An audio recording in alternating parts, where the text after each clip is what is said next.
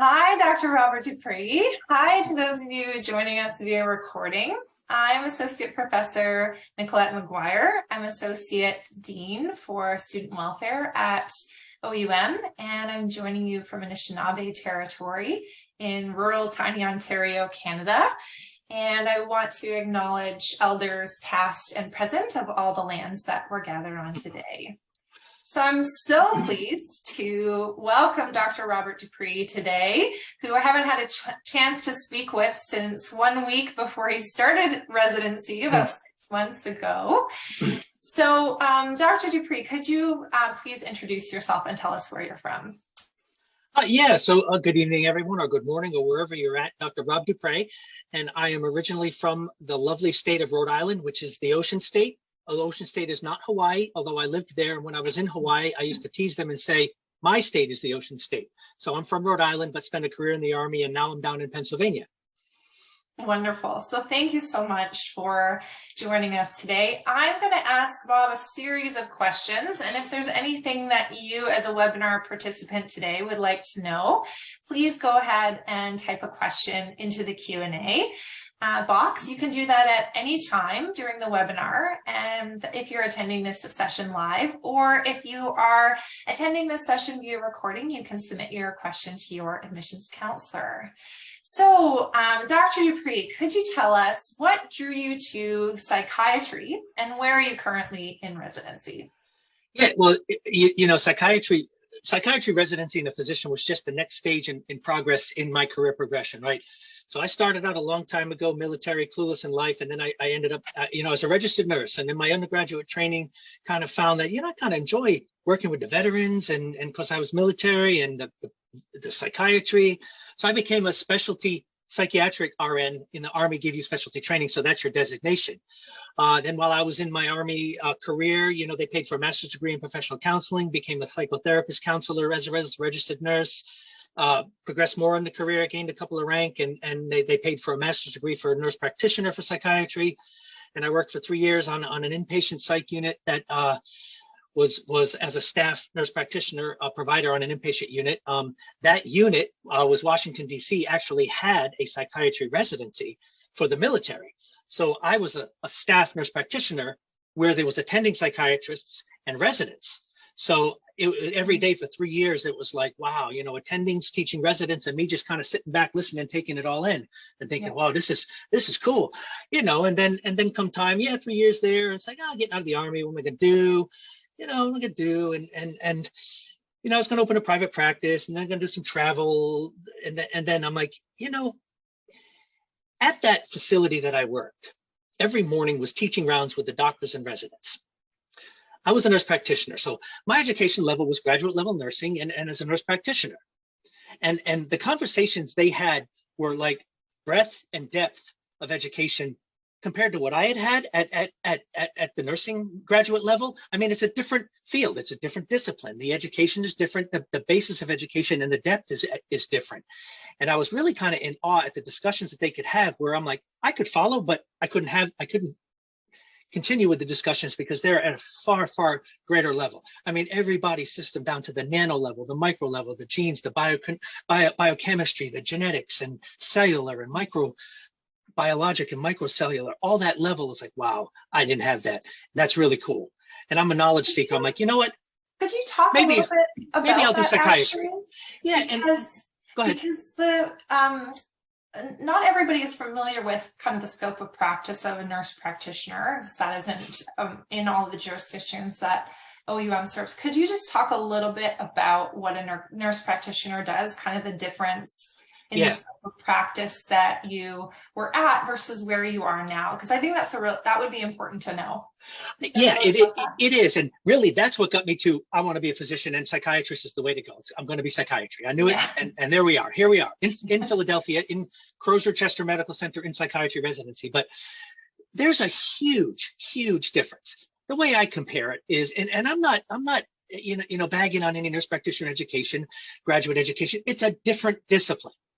People are confused and think we do the same thing. No, we don't do the same thing. The education is different. It's graduate nursing, the nursing process, versus medical school, the medical decision-making process. Medical school is every body system every component down to the biochemical, genetic, micro, and nano level.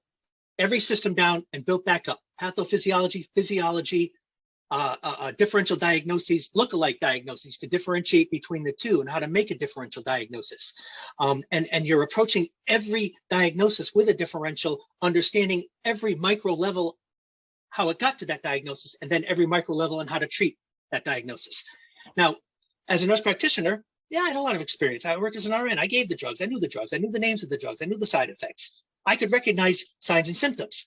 So I could recognize psychiatric disorders, and I knew the standard of treatment, what the treatment was. But it wasn't that thought process, that medical decision-making process of what goes into the diagnosis, and then breaking that diagnosis down to its micro level to treat it at that level. So it's a difference between recognizing the disorder and knowing how to treat the disorder versus recognizing the disorder, but knowing to a micro level what the basis for that disorder, and then how to treat with a basis of a micro level. And that's the biggest difference. Also, the medical decision-making process is not the nursing process. It is not the same. The nursing process is the nursing process. The diagnosis and treatment of human responses to actual and or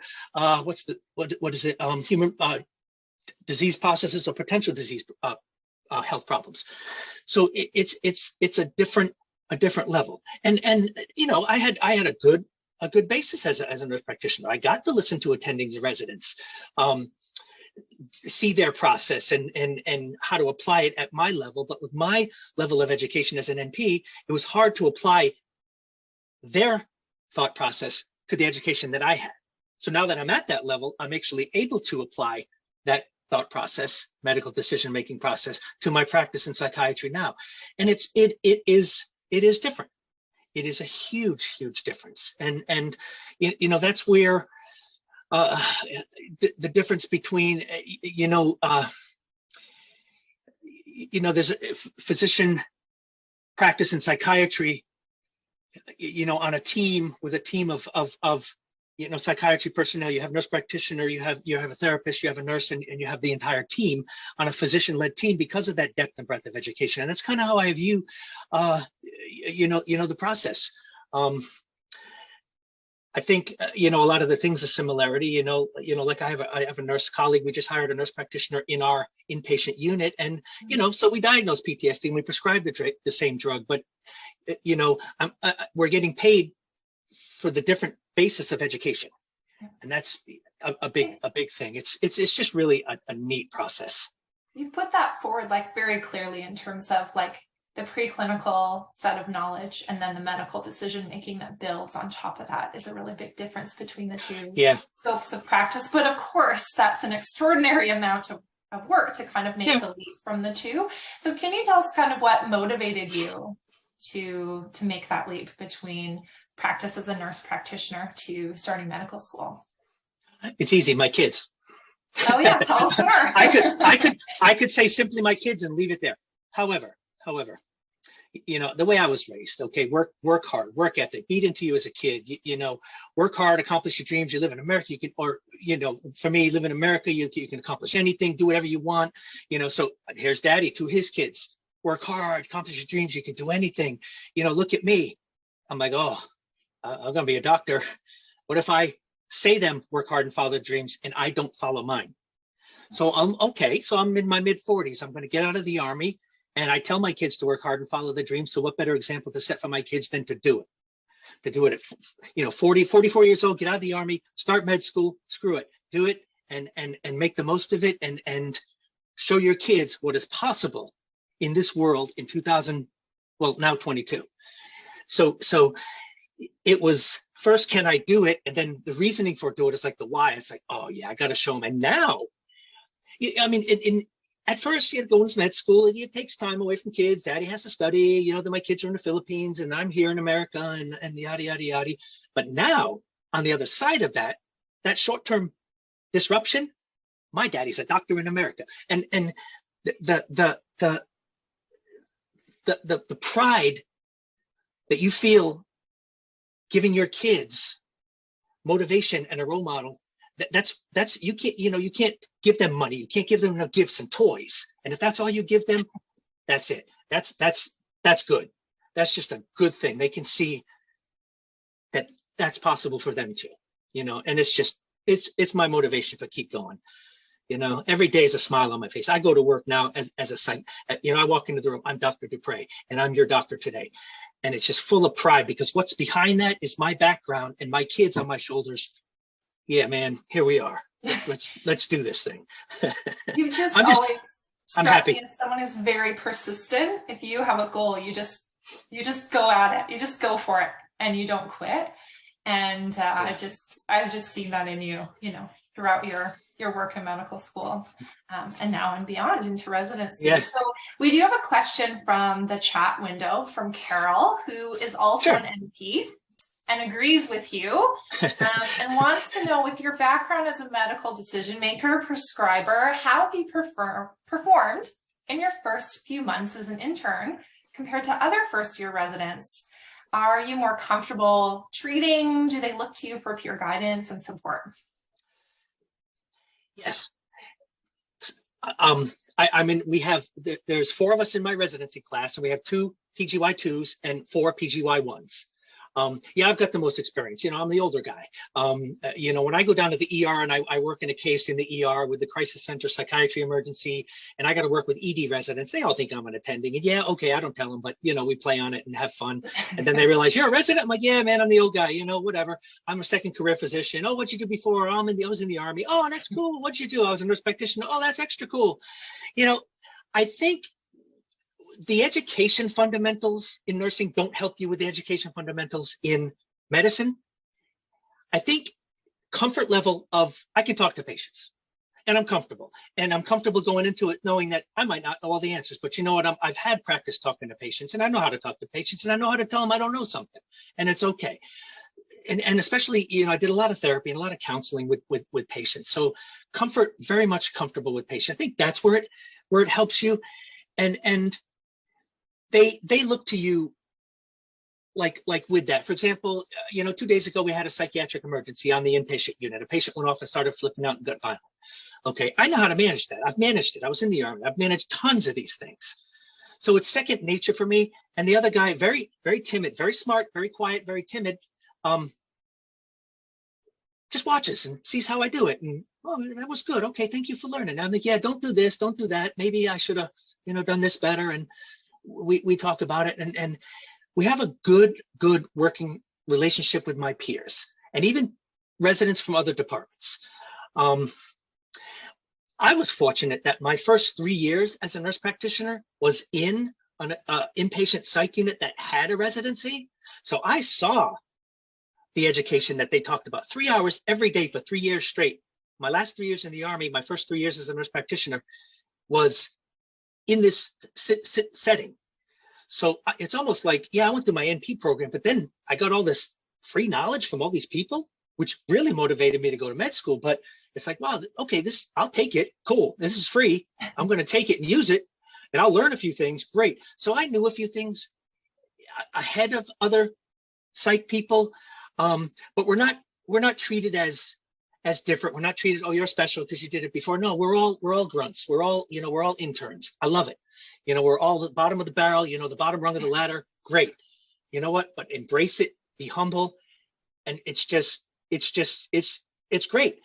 I can talk to attendings a little differently than they can. Mm-hmm.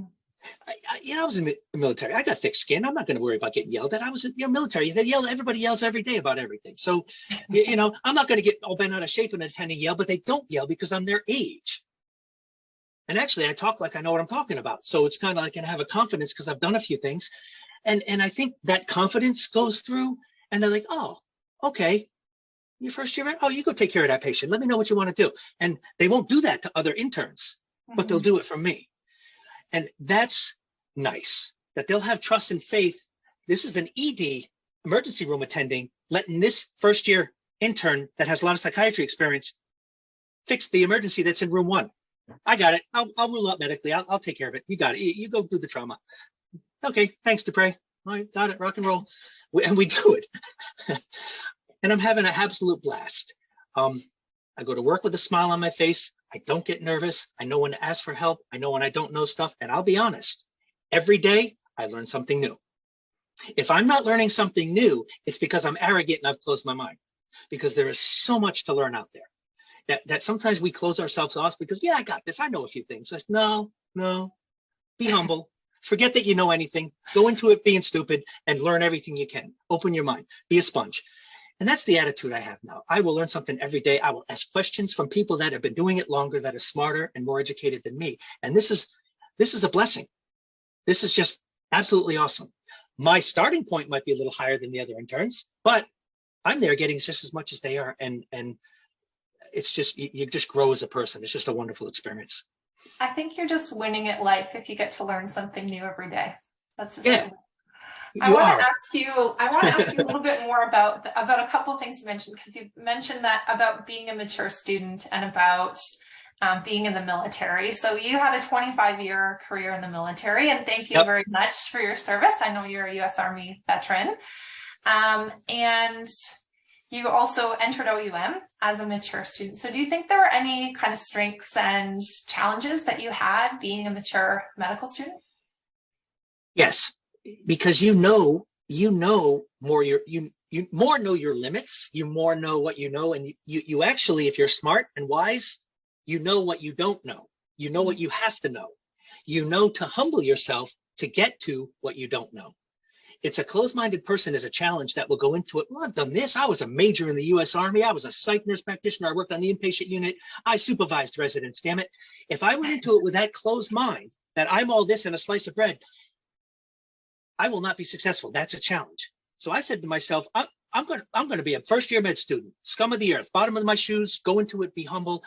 And that was a challenge to come from being a high-ranking Army officer and good in my field to being a humble first-year med student and not knowing anything. And I told myself, pretend you don't know anything, because I didn't know anything about medicine. I studied nursing. Now I'm studying medicine. It's a difference. There's a few things that overlap, but the medical decision-making process is an entity of its own that you only get in medical school. And I had to humble myself to be able to get that. So humility is a challenge, but it's a blessing. And it's being an older student, you are more mature. As an Army veteran, I've been to combat and stuff, and an experience most veterans get out of going to combat is you realize in life, all this small shit that we go through really doesn't mean very much. It really puts a new value on what's really important in life. Little things don't get me going. In life, that's a lot of experience that people take away from going to combat is you have a different outlook on life. It's like, yeah, all right, you know what? 2 rules in life. Don't sweat the small stuff. Rule number 2, there is no big stuff. Mm-hmm. It's just, you know what? Get through it. This stuff really is not big stuff. Lawrence has a question for you. Yeah. He says, hi, Dr. Duprey. I will start my medical school journey next month at the age of 43 with 3 kids. Well, welcome, Lawrence. Yeah. It's great to have you. 3. Your introductory pride has inspired me a lot. Any practical advice I should be looking out for? Yes. Talk to your kids now. Hey, Mom, you said Lauren? So okay. Lawrence. Okay. I'm assuming Daddy. Daddy's going to med school. You know, I used to spend all this time with you, but it's not going to be for a little while. I got to do med school and it's going to be busy. Trust me, it will get better down the road, but it's going to be a little tough right now. Have that conversation. Have that conversation that I was making a big salary before. I'm in med school. I'm paying for it. It's expensive. We won't have as big a Christmas. Talk to them honestly about what it's going to take. Talk to your partner about what it's going to take. Because I'll tell you, I did have those talks with my kids. It was rough. We got through it. Now it's awesome. Awesome. With my partner, now ex-wife, our marriage did not survive med school. And one of the things is, realistically, it was kind of, yeah, it's going to be busy, but not understanding how difficult it was going to be till we started walking down that road. Uh-huh. And how much time it really would take away, and the burden it's going to put on your partner, because what you can't do, they need to step up and be able to do, especially when you're preparing for the USMLE steps. Because to do the USMLE steps, okay, my experience with people at OUM that passed step 1, and well, I don't know if they have the in-house exam now, but the in-house exam and step 1 is stop working, lock yourself in a room for 8 to 12 hours a day and study. I did it for 6 months. and I had no contact basically with the outside world. And that's going to be tough on everybody. And then you have step 2 and step 3. So have those conversations, because it is going to be rough, but bearing through it, being open with them the whole entire time allows you to get to that other side.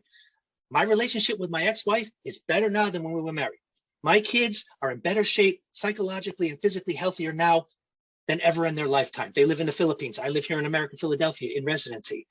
And it took a lot of pain to get through it and a divorce, but we did. You don't have to get divorced, because a lot of people go through the school and do okay. Mine didn't, but we get to the other side of that, and it's okay. My point is, have those conversations, those difficult conversations with partners and children now. Start and prepare them. We're talking a little bit about family, and one of the things that always comes front of mind is for OUM students, and really for anyone in medical school, is having a support system in place. So we're talking a little bit about like setting expectations and making sure everyone is on board and knows what to expect of you and what you can expect from them. But something that I always see in the most successful students is not always that they have the highest levels of motivation or the most smart students in the room, but one thing that all successful students have in common is that they have a support system in place. Yes. So is that something you would agree with? And could you talk a little bit about what your support system is and what that's meant to you? Absolutely. Yes. I had a great support system through medical school. I will say, my first preclinical academic advisor was huge support. We had weekly conversations. At that time, they had what was it called? The practice in-house exams. I can't remember what it was called. The IAG. We don't have that anymore. Yes. Since you're preparing for the U.S. medical licensure exams. For those of you who don't know the USMLE acronym, OUM uses the National Board of Medical Examiners exam now for that. Yeah. But please go on. So similarly, when I was going through, we had a monthly exam in preparation for in-house exam. You had to pass and then do step 1 before you could move on. And every month I would take it, fail miserably. And then I would, boo-hoo, I'm quitting, screw this, I'm stupid, I'm not going to make it. My academic advisor would have a conversation, we'd go over it. And then even sometimes twice a week, we'd have conversations. She knew what was going on in my marriage. She knew I'm doing great in a module. All of a sudden I get a bad grade. I wouldn't even have to call her. She'd call me up. What happened? What's going on, Rob? Okay. Great relationship. Dr. Dolberry, she moved on. She was the best for me. We had a great working relationship. That was one. I had some good family support. I had a mom and a couple of siblings, and that was good. I'm also, I'm a sober person. I go to the 12-step meetings. I'm not ashamed of it. And that was a big part of my sponsor and a great sober network. So I have that to my advantage. I had to go through a lot in life to get to that point, but it's all good. It's all good. 22 years sober. It's all good. And I've got that huge, that's support still today. And that was huge in the beginning. So was my academic advisors, my family, my sponsor, my 12-step support group. And really, some of the other students in OUM, there were a few of us kicking around at that time. And, we were struggling and that in-house exam. And then we were like, then we weren't passing it. And then we were getting mad. And I want to quit. No, don't quit, Robert. Then they want to quit. And no, don't quit, Lisa. No. and then one guy passed it. That was just a little bit ahead of me. And then the other girl passed it. I'm like, oh, no way. They did it. I have to do it now. So I leaned on them. And even, everybody knows Wendy. You reach out to Wendy every once in a while. She's very supportive and motivational. Even if she don't know you, just if identify yourself as an OUM student, she'll tell you all great things. And those people were there as well. So you really have to develop your own personal support network. And it might not be your partner. In my case, it wasn't my partner. But whatever. I just want to mention a couple of things before I ask you something else. So one, for attendees, Dr. Duprey is mentioning Wendy. That's Dr. Wendy Chen, and we actually have an interview with her that's available on our website if you want to know a little bit more about her journey and hear her answer some questions from attendees. And if you have follow-up questions for her, you can get in touch with your admissions counselor and we can get those to her. The other is this mention of the academic advisor. So that's one component of the OUM support system. So our students kind of have what you're describing, Robert, which is kind of this web of support. You've got like personal and family supports and community supports, and then we have a number of supports within the university. You know, there's a lot of like larger medical schools that are just trying to get people in and only move people forward, like that have a certain characteristic or a certain level of whatever. That isn't how we operate at OUM. Once you're in, you're part of our community, you're part of the OUM family. And we have a number of support systems in place to help support you to move forward, because that's what we want to see. We want to see everyone progress. We want to see people pass their licensure exams and move on into practice. So the academic advising program is one such of those where you do get assigned an academic advisor who's kind of your go-to faculty person throughout your preclinical years. So those of you like Lawrence who may be starting in January, definitely request your academic advisor right away. We also have a new position at our university, which is the Associate Dean for our Student Welfare. That's responsible for a number of support programs. That's me, so you can get in touch with me if you want to know a little bit more about that. And for those of you who are prospective students who are starting in January in our 23-1 session, we also have our student ambassadors who are there to answer questions for prospective students, as well as support students through orientation and their general principles course. And we do have an upcoming webinar featuring our student ambassadors. That's our next one in January. So just want to mention those before we move on, Robert.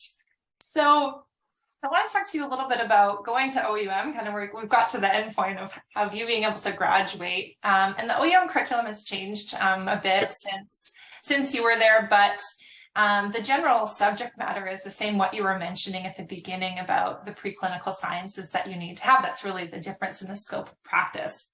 Yeah. What do you think people need to kind of personally consider before embarking on such a strenuous program?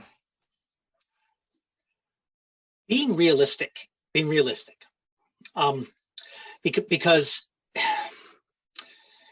you know, having a realistic outlook on myself, you know, the world, my place in the world, and my education attainment up to that point.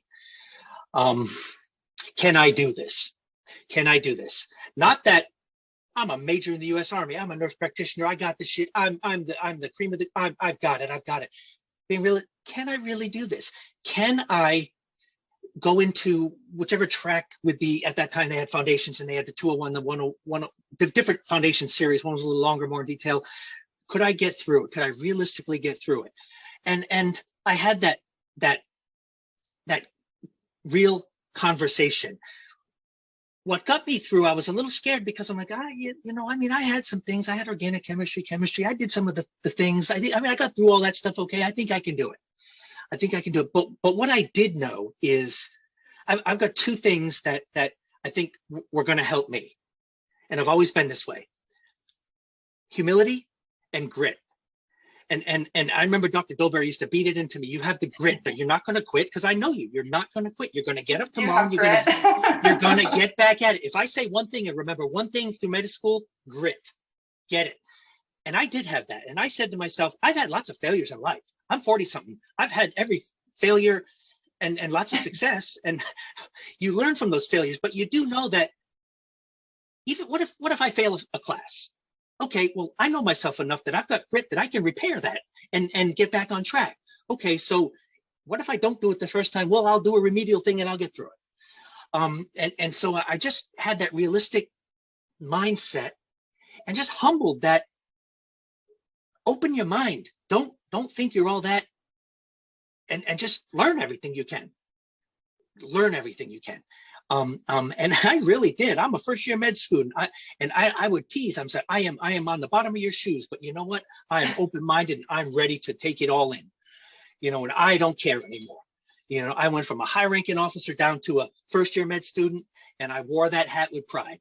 And that's what it took for me. That's what it took for me. You know, humility and grit, and it's what got me through. I definitely agree with the grit part. So, I mean, what is it like? You know, you're taking classes online, but you're mentioning like a number of students that are part of your support system that you are connected to. So, like, how did you make relationships with other students. What was that like kind of going through, even though you were online, were you able to create relationships with other students and use that support throughout school? Yes, because even though, you say online, and that almost cheapens it, because that doesn't really fully explain, the virtual here and now class. This is a live. It's not like the nursing curriculum where you log on anytime and type a few things, and your teacher logs on later that night and types a few things. You're actually in a class with everybody else, and you see the people. You know the people from Australia. You know the ones from New Zealand. You know the guy from South Africa. You know these people. You know the people who are living in the U.S. who are kind of in your class, but around your class, maybe a little before and a little ahead. And then you start to see the attrition. You start to see who's not there anymore. And you start to see who's sticking and staying. And you start really rallying. Stick with the winners, man. Stick with the winners. Find the people that are sticking around. What are they doing? How did you pass that in-house exam in step 1? Oh my God, you did it? Well, I know you're not smarter than me, but how did you do it? You do find those people and you rally around them. You'll see them in all these, we had a lot of grand rounds and what else did we have? We had journal club and grand rounds where everybody would come. So you start to meet the winners. Stick with the winners. Stick with the winners. The people that complain hem and haw, drop them. They won't last. The people that come in running around, yeah, well, I've obtained this and I'm a PhD, PsyD and DMP, I'm all this stuff and everything. Yeah, well, so what? You know what? You come in here with that attitude, you won't make it. And they drop out. The winners stick and stay. Those are the people that are humble that we'll see in all the journal clubs, in all the grand rounds and all the things, humbling themselves, open-minded, just ready to absorb and not bitching and complaining. And that's who you gravitate towards. And there was a small group of us that we all just kind of, you know what, we got through it. Yeah. Do you think did you gain anything? Did you have any different types of experiences going to a school like OUM where you're not only learning with students that are within the continental US, you're also going to school with students in Australia and New Zealand and Canada or Samoa? Was there anything about that kind of enhanced the experience for you? Yeah, that's really cool because I think anytime you can learn something about a different culture, it makes you a better person. And also, medical standards are medical standards, whether it's Australia, Canada, or the US. There might be little nuances and idiosyncrasies that are a little different. So you can have actually a conversation like, oh, okay, well, they use this as a lab value. Well, we use this. Okay, so when they talk about that, that's what they mean. And you actually become a better person because you're here in medicine and you're having a dialogue with them from their medical standards. Like, UK has a lot of medical standards. Australia has a lot of medical standards. We in the US have our standards. You're bringing all those standards together, teaching medicine, but with different standards and different viewpoints, and you're trying to neutralize all that. And I think it's really neat. And going to Samoa, oh, that's a whole nother topic. But just being in class with all these people, it's like really cool. I mean, now I see them all. I'm all friends with them on Facebook and LinkedIn and, chatting at any time. And it's just like really nice to see them successful and you're successful. And you know what, this is neat. All the New Zealand students, the Australia students and the US students, and now Canada. And I know there's a South Africa. I don't know where else we are now, but it's kind of like everywhere now. I want to ask you a little bit about, your Samoa experience. So we do have students from 53 different birth countries, but we serve students who are residents in those 5 countries. So yeah, of course we have students from South Africa and India and all around the globe. Just that all of our students are practicing in one of those jurisdictions. So tell me a little bit about your experience in Samoa. So, currently all students are able to do a 4-week elective rotation at the Tupua Tumoa Sese Male Hospital in Apia, Samoa, which is a fantastic experience, something that you wouldn't find everywhere. So tell me a little bit about your experience going to TTM. You will be a better doctor if you go to TTM, spend some time there, than you will if you go to the high-tech US hospital and spend time there. Because it's a good hospital, a third world country, up and coming. You might not have all the exams. You might have a stroke patient, but your damn head CT is down. Now you have to diagnose and localize based on a physical exam your patient with a stroke and then come up with a differential and treatment for that where you think the stroke is. And you don't know if it's a hemorrhagic or ischemic stroke, and you have to take a chance based on signs and symptoms. In America, CT, oh, okay, ischemic, give them TPA and they're good to go. Okay, you don't have that in Samoa. It really fine tunes those basic physical exam skills, which is the fundamentals of medicine. I spent 6 months there. You only have to, required said you got to spend whatever weeks. I spent 6 months. And at that, I did 12-week internal medicine, 8-week OBGYN, and 8-week psychiatry. So I did that because at that time there's a USMLE track, non-USMLE track. I couldn't pass in-house exam. I said, I just divorced. I'm like, I need to go to Samoa. I just need to go. And that was my thing. I needed to run away from life and the pain and divorce and go to Samoa.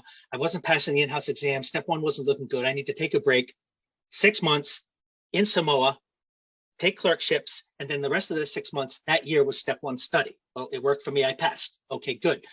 But my 6 months in Samoa was absolutely outstanding because you're with your people from Australia. Now you're seeing these people in person. Oh, you're Hillary. Oh, I forget, but you're Kalechi. You're so-and-so. Oh my God, good to see you. I know all the people you're talking about too. Brings a smile to my face.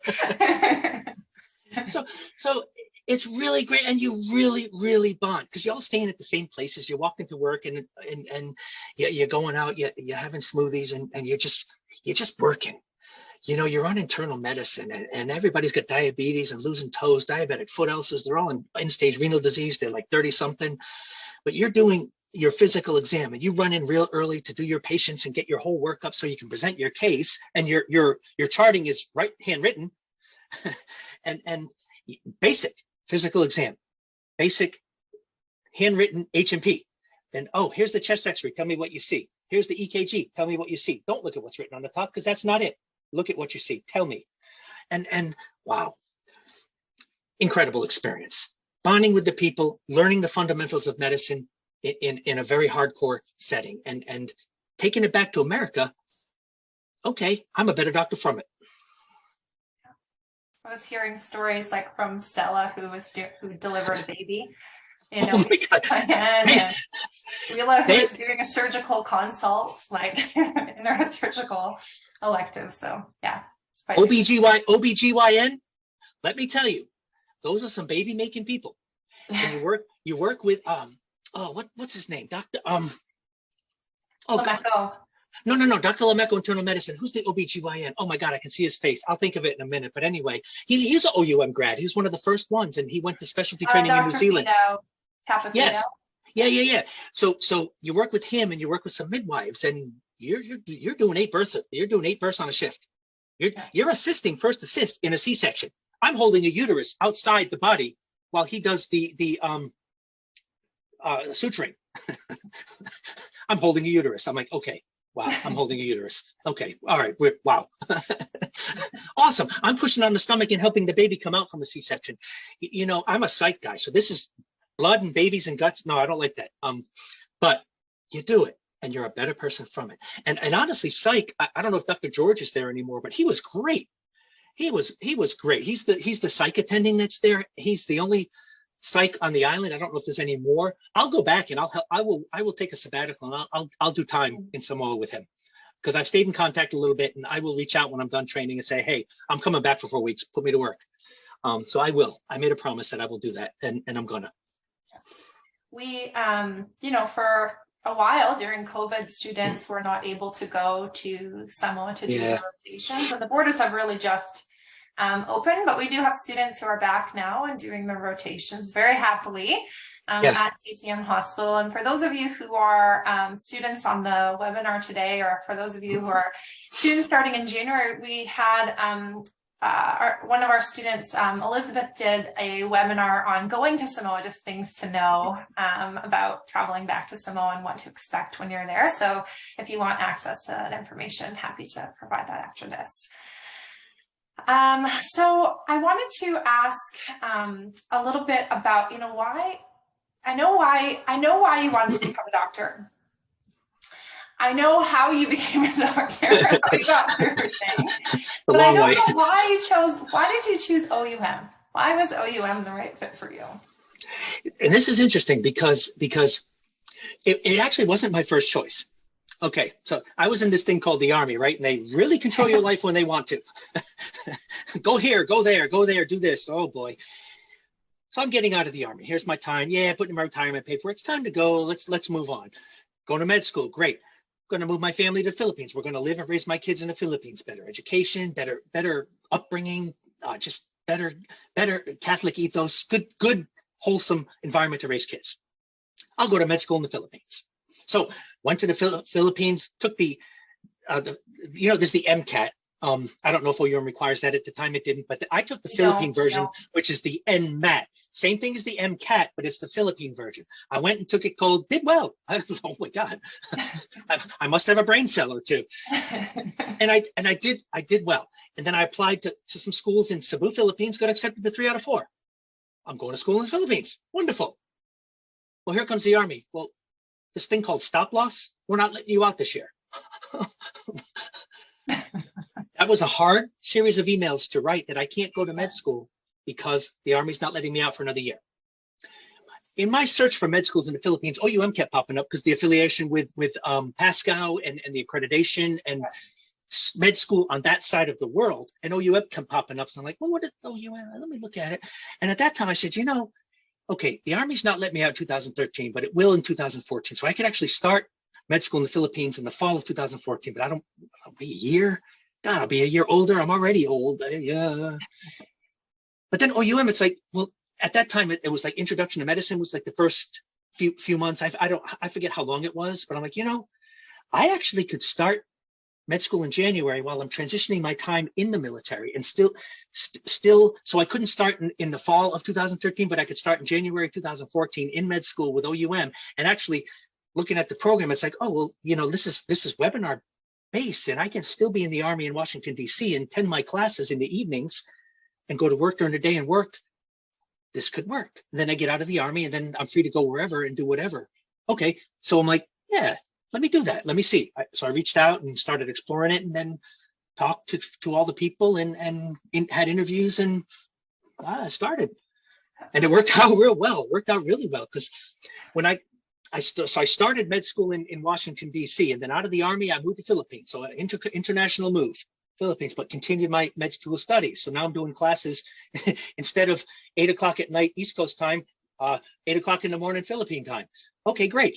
And then I'm in the Philippines, and I actually ran out of money. So I had to go back to the US and work.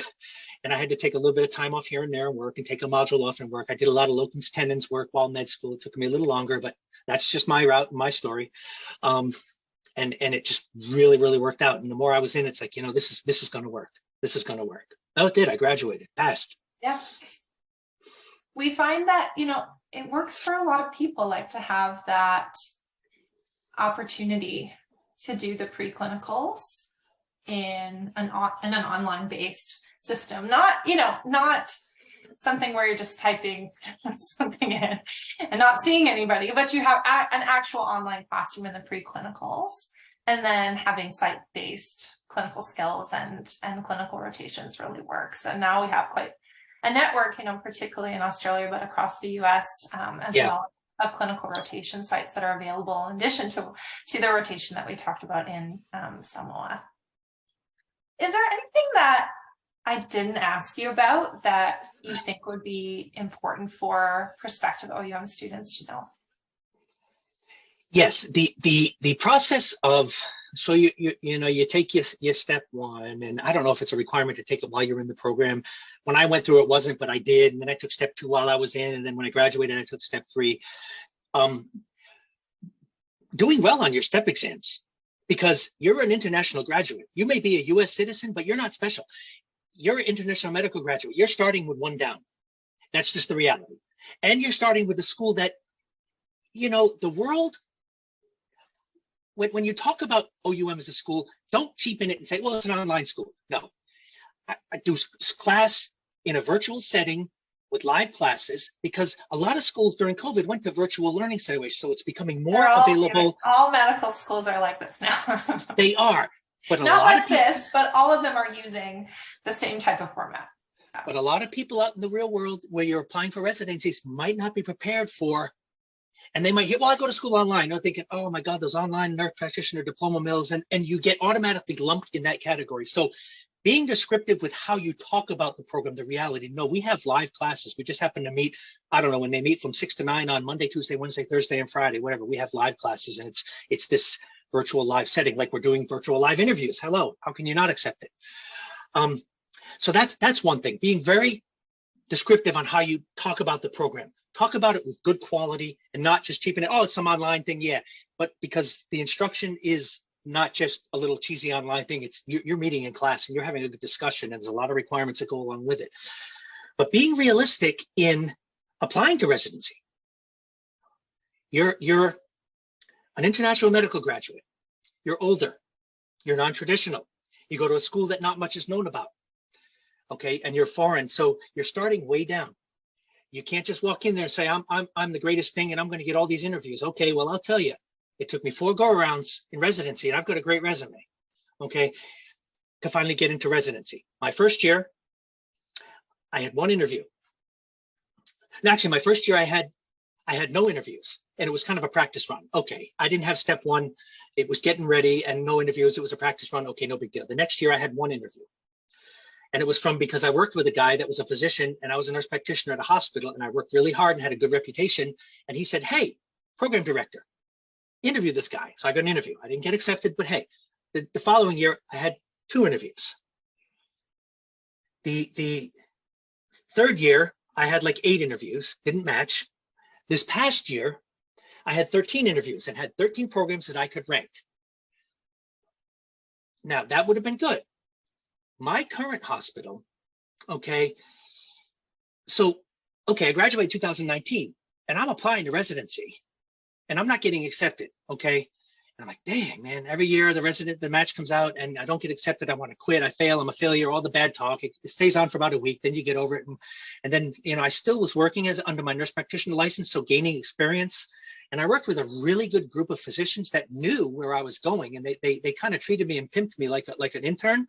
And as a nurse practitioner, so they really treated me. And I developed a really good working relationship with all the people in the hospital, that I kind of became the face of psychiatry in the hospital. And all the people were, hey, this guy works hard. He needs to get into residency. Everybody was trying to do everything they could. Everybody, this last year, okay, my hospital was owned by a parent company. Where I'm at in residency is owned by the same parent company, because my director, who knew the medical director at my old hospital, knew the medical director of psychiatry at this hospital, and knew they were starting a brand new residency. And they're like, we got this guy. You got to take this guy, Robert. And my reputation spoke for itself. It got me down here and got me here to Pennsylvania. My point is, you have to work extra hard to get those interviews. I accepted an outside of match, pre-match position and did not go through, and I gave up all those 13 ranked slots to other people. You have to be realistic and work extra hard. I did lots of publications. I did a research club. I published a bunch of stuff. I worked and got more experience, clinical experience. I did extra things to boost my resume, because that's what we have to do, because we're starting with a leg down. And if you don't match the first time, you got to make it better the next time. Having step 3 helped. Having step 1 and doing well. Having step 2 doing well. And having step 3 and doing well helped. It wasn't the sole thing, but it helped. And you might not get interviews if you don't have step 3 as a foreign medical graduate coming from our background. You might not. Sticking with it, perseverance and grit.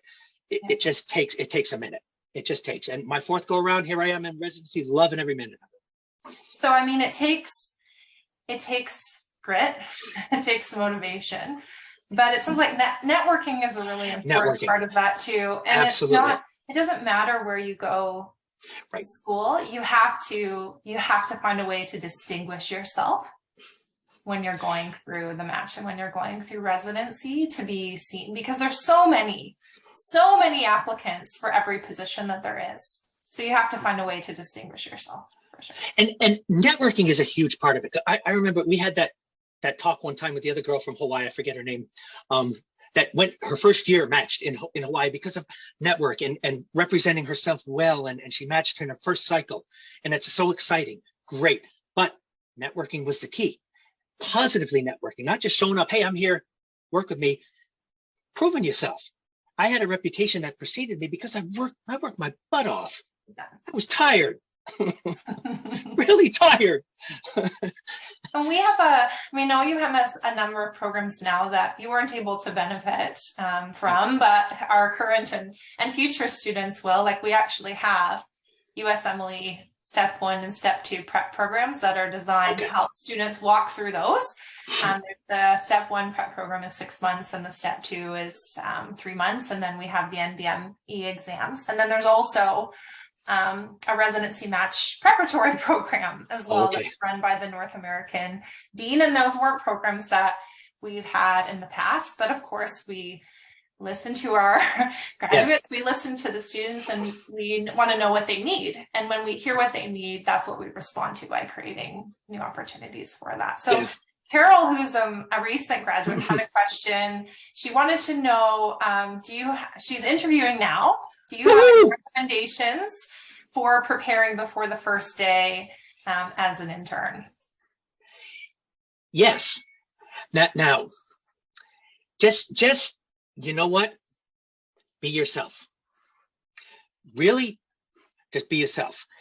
Because honestly, if you go down there and you start in residency, here I am, I know everything. Oh, they'll quickly realize you don't know everything, and you can't show, you'll be incongruent. Or you realize, I don't know nothing, but you really don't know a few things, and you're confident, but you're not showing you're confident. Put your head up, take your mask off, show your face, and represent yourself well. Be your best version of yourself, but be authentic. Just be authentic and be humble, because I'm here to learn. I know a few things. I got through med school, passed a few exams, great. But you know what? What can I learn today? What can I learn today? And not be oppositional towards anybody. And if someone's oppositional towards you, drop them. Leave them alone. Screw them. They're an idiot. You know, let them yell at you and laugh at it later. It's like, yeah, okay, whatever. And be okay. Interviews, also be yourself. But paint yourself well, and don't discredit yourself in interviews. Bring your best version of yourself to an interview. You know, don't be arrogant, because they'll see right through it. Be humble, but here I am. This is me. If you take me, this is what you're going to get. You're going to get this, this, and this. And you can ask anybody that I work with now and give them permission to talk to anybody and whip out names and phone numbers. Talk to anybody now. Because if you have a good reputation, you're not afraid to let them call anybody in your network to give a representation of who you are, and bring your best authentic self to residency as well as to the interview. And talk up the good stuff. Yeah, I did some research. This is good. Talk the good things you did. In an interview is your time. I'm not going to say brag, not be arrogant and haughty, be genuine. But if your genuine self is, I've done a few things and I feel really good about the things I've done, then bring it to the interview, but in a very genuine kind of way. Yeah. I'm going to close the interview because we're at the end of our time. But honestly, you know, I could continue talking with you for hours, which I have done in the past. I wanted to thank you so much for joining us, and we're all looking forward to seeing your career continue to flourish and progress. Can you end our session with some parting advice for prospective students, for current students, for those who have just graduated, for those who are about to graduate? What's your parting advice for our community? If you search out there, there's Orla, Wendy, Dean, Fergal, and probably a few other ones that are out there, physicians practicing that have gone through OUM. These are alumni. Okay, these are people that I know that have been successful. We're out there. Keep going. You'll get there. Grit. Sustain yourself. You will want to quit. You will want to quit school. You will want to quit when you don't match the first time. You will want to quit, but don't. Get up the next day. Feel bad for a day. Okay, feel bad. Go for a run. I run every day. It got me through everything. I run 4 to 5 miles. Sometimes Sundays I do 8. I will run. I get through everything. Have your stress relief. Get through it, but get up the next day and keep attacking it. You'll get there eventually. You will really get there eventually. My class, I don't know how many of us made it. I did. And this is what I did to get here. Stick with it. Don't quit. Thanks for that. If you want to, if you're interested in knowing more about our alumni, I encourage you to have a look on our website. There's some information about not you, Robert, you know, you're already in the Alumni Association, but for others. you want to know more about our OUM AA, I encourage you to look at our website, and you can email them directly if you have any questions for our alumni. And many of them are also in the process and considering becoming clinical mentors for our students as well. Yeah. So thanks everyone for attending today. It was really nice to see each and every one of you. And to Dr. Robert Duprey, always a pleasure. Thanks so much for taking some time out of your busy schedule to chat with us today. Thank you. Feel free to email you and send me questions that they have. No problem. Okay, thanks so much. Bye, everyone. All right. Bye-bye.